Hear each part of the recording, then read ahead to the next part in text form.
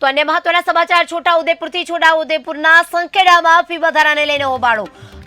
Baroda public school ખાતે વાલીઓ થયા છે એકત્ર। મામલતદાર અને શિક્ષણાધિકારી સાથે કરી છે જાણ દ્વારા શાળામાં ફી ઘટાડવામાં ન આવતા રોષ વ્યક્ત કરવામાં આવ્યો છે। 9 જેટલા વિદ્યાર્થીઓના એલસી પરત લઈ લેવામાં આવ્યા છે। હાલ વાલીઓ દ્વારા ફી વધારાને લઈને રોષ ઠાલવવામાં આવી રહ્યો છે। છોટાઉદેપુરના સંખેડાના ફી વધારાને લઈને હોબાળો કર્યો છે। બરોડા પબ્લિક સ્કૂલ ખાતે વાલીઓ એકત્રિત થયા છે। મામલતદાર અને શિક્ષણ અધિકારીને પણ જાણ કરી છે। શાળા દ્વારા ફી ઘટાડવામાં ન આવતા રોષ વ્યક્ત કરાયો છે। 9 જેટલા વિદ્યાર્થીઓના એલસી પરત લઈ લેવામાં આવ્યા છે। હાલ મહત્વના સમાચાર સામે આવ્યા છે। દરેક વાલીઓ અત્યારે હોબાળો બચાવી રહ્યા છે। ફીને લઈને હોબાળો બચાવી રહ્યા છે। જે રીતે ફીમાં ધરખમ વધારો કરી રહ્યા છે, સામાન્ય માણસ પોતાના બાળકને ભણાવે કેવી રીતે તે પણ અહીંયા સવાલો ઊભા થઈ રહ્યા છે। ત્યારે બરોડા પબ્લિક સ્કૂલમાં વાલીઓ એકત્રિત થયા છે અને હોબાળો બચાવી રહ્યા છે। મહત્વનું છે કે ફી વધારાને લઈને હોબાળો બચાવી રહ્યા છે। બરોડા પબ્લિક સ્કૂલ ખાતે વાલીઓ એકત્રિત થયા। મામલતદાર અને શિક્ષણ અધિકારીને પણ આ બાબતની જાણ કરવામાં આવી છે। શાળા દ્વારા ફી ઘટાડવામાં ન આવતા રોષ વ્યક્ત કરવામાં આવ્યો છે। આની પહેલા પણ કહેવામાં આવ્યું હતું કે શાળા દ્વારા ફી ઘટાડવામાં આવે, પરંતુ શાળા સંચાલકો દ્વારા કોઈ નક્કર પગલાં ન લેવાતા અંતે હવે વાલીઓ છે તે ભભૂકી ઉઠ્યા છે અને રોષ વ્યક્ત કરી રહ્યા છે। આ બાબતે તેઓને મામલતદારને પણ જાણ કરી છે, શિક્ષણ અધિકારીને પણ જાણ કરી છે, છતાં તેમના દ્વારા પણ કોઈ પગલાં લેવામાં નથી આવ્યા। અંતે 9 જેટલા વિદ્યાર્થીઓના એલસી પરત લઈ લેવામાં આવ્યા છે। મહત્વનું છે કે શાળાઓમાં અત્યારે જે કમાણી થઈ રહી છે, શાળાઓમાં જે વિદ્યાર્થીઓનું ભણાવવાનું નહીં પરંતુ માત્ર એક કમાણીની દ્રષ્ટિથી જોવામાં આવી રહ્યા છે। ફી વધારાને લઈને વાલીઓ રોષમાં છે। અત્યારે 9 જેટલા વિદ્યાર્થીઓને એલસી પરત લઈ લેવામાં આવ્યા છે।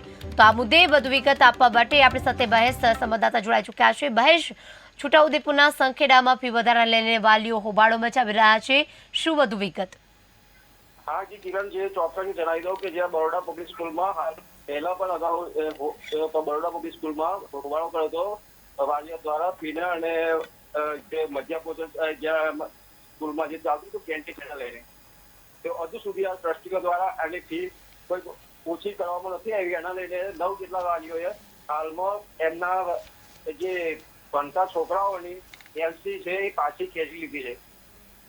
મહેશ, અત્યારે શાળા સંચાલકો દ્વારા કોઈ બાહેંધરી આપવામાં આવી છે કે આગામી દિવસોમાં ફી વધારો થશે, નહીં થાય? કોઈ પણ બાબત સામે આવી હોય જેને લઈને વાલીઓમાં વધુ રોષ જોવા મળ્યો હોય? હાજી જરા ચોક્કસ જણાવી દઉં કે જે પ્રિન્સિપાલ છે આ તેમના ટ્રસ્ટીઓ દ્વારા નક્કી કરવામાં આવશે, ત્યાર પછી તો તમને નક્કી કરીશું એવું કહેવામાં આવ્યું છે। જી, તો હાલ શાળામાં જે ફી વધારાને લઈને આગળ મામલતદારને, શિક્ષણ અધિકારીને, તમામ લોકોને પણ જાણ કરવામાં આવી છે, તેના દ્વારા પણ કોઈ બાબત સામે આવી હોય?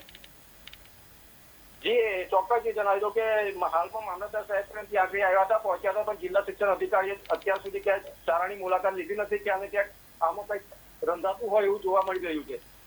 જી મહેશ, સમગ્ર વિગત આપવા બદલ આભાર। તો છોટાઉદેપુરમાં 9 જેટલા વિદ્યાર્થીઓના વાલીઓ તો એલસી પણ પરત લઈ લીધો છે। હાલ હોબાળો થઈ રહ્યો છે। મહત્વનું છે કે ફી વધારાને લઈને વાલીઓ ભભૂકી ઉઠ્યા છે। અમે બરોડા પબ્લિક સ્કૂલમાં આવેલ છે, જે અમારે ફી બાબતે લઈને જે હાલ ટ્રસ્ટીઓ સાથે કે સ્કૂલના મેનેજમેન્ટ સાથે અમારે જે લડત હતી ફી વધારાને લઈને, આટલી રજૂઆતો કરવા છતાં અમો ટીડીઓ સાહેબને રજૂઆત કરી, જિલ્લા શિક્ષણ અધિકારીશ્રીને રજૂઆત કરી, પણ કોઈ પણ અમારી વાતને સાંભળવા તૈયાર નથી। આજે સ્કૂલ પોતાની મનમાની કરે છે, મન ફાવે એમ દાદાગીરી કરે છે। ઘરે છોકરાઓ જોડે લેટર મોકલ્યા છે કે તમારા છોકરુંને ભણાવવું હોય તો ભણાવો, અમારું ફી સ્ટ્રક્ચર આ જ રહેવાનું છે। કાર્યવાહી તો ફક્ત અમે એટલી જ કરી છે કે અમે અમારા છોકરાનું એલસી અહીંયાથી લઈ લીધું છે, પણ સ્કૂલને પણ કશી જ કોઈ પડેલી નથી। એ લોકોએ એલસી અધવચ્ચે સત્રમાં આપી દીધું છે, તો બાળકના ભણતરનું શું? એ એક પ્રશ્નાર્થ ચિહ્ન જિલ્લા શિક્ષણ અધિકારીને હું મેસેજ આપવા માગું છું કે આ એક ગંભીર બેદરકારી છે અમારી। આજે 20-25 દિવસ પહેલાં એ લોકોને જાણ કરવા છતાં પણ અમારા પ્રશ્નોનું નિરાકરણ કંઈ આવેલ નથી। બાળકનો અભ્યાસનું જે શું થશે એ આજે સ્કૂલે વિચારવાનું હોય છે કે બાળક આજે અધવચ્ચે અમને એડમિશન આપશે કોણ, એ આજે સ્કૂલ મેનેજમેન્ટને વિચારવાનો વિષય છે।